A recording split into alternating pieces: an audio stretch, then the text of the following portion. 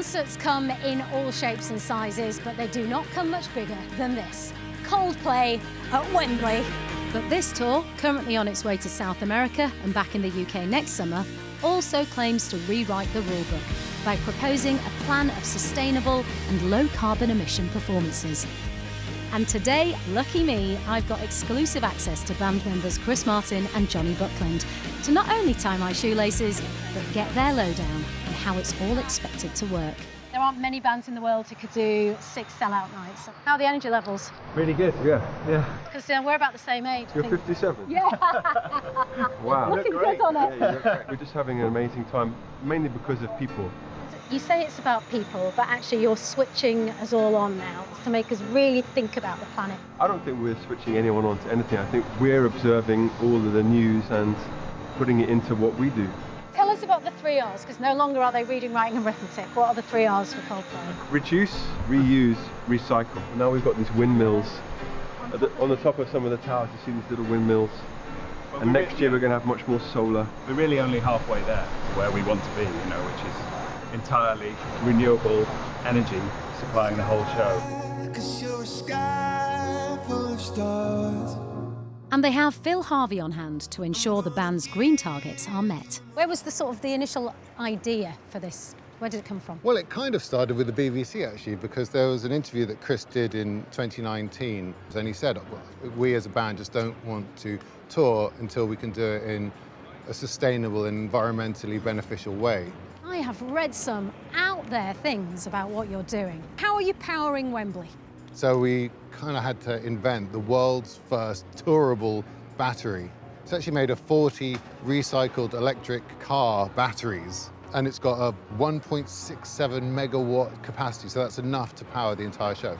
That's just blown my mind. What's great about the battery system is that we can power it with all sorts of different energy sources. So we use biodiesel generators, which is hydro-treated vegetable oil. That's one of the main ways. And bicycles? If people want to work out whilst they're here, they can help generate some energy? Yeah, and kinetic energy floors where the fans can actively get involved and power the show. I could probably keep Bradford generated for quite a while if I had a kinetic dance floor. They're really fun. So it's quite nice that the fans are basically helping to power the next show. And you're giving back, you're planting trees for every ticket sold. Yes, that was one of the first things the band said. Well, by the time we get to the end of this year, it will be nearly 4 million people that will have come to see the show. So that'll be 4 million trees that we plant over the next year or so.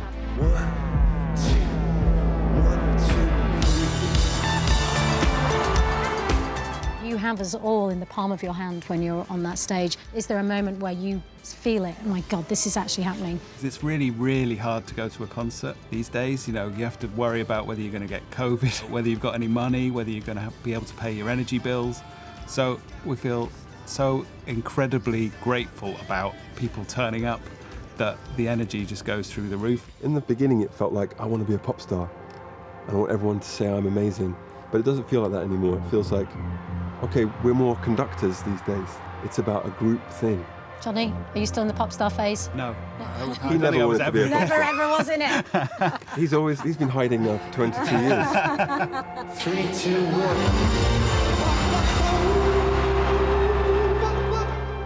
1. LED wristbands? Yes. What's the experience of that? Our wristbands were invented by a guy called Jason. To paraphrase Alan Partridge, if you had to name our best thing, it would be our wristbands. So let's talk about collaborating with BTS. You've got brilliant boy band moves right up there with them. Thank you. Looking Yeah, thank you. It looks like BTS and their 4 PE teachers. How do you feel about that, Jonny? I kind of agree. We've been doing this a long time and we want to keep it fresh for everybody as well as us. You've kept it fresh, but you're also doing something really radical in terms of the tour and your eco-credentials. And why is it so important? We just feel like telling someone that they're doing everything wrong doesn't usually result in much of a change. Whereas saying, well, we've been trying this and our audience really seem to care about it, then a politician says, well, maybe if I start talking about cleaning up this, maybe my constituents will. Once you realise that environmental stuff is a non-partisan issue, it's very easy to put that number one. And still you feel slightly useless, like it's not really doing anything, but like any other human, you can only do your best, and we're definitely doing that.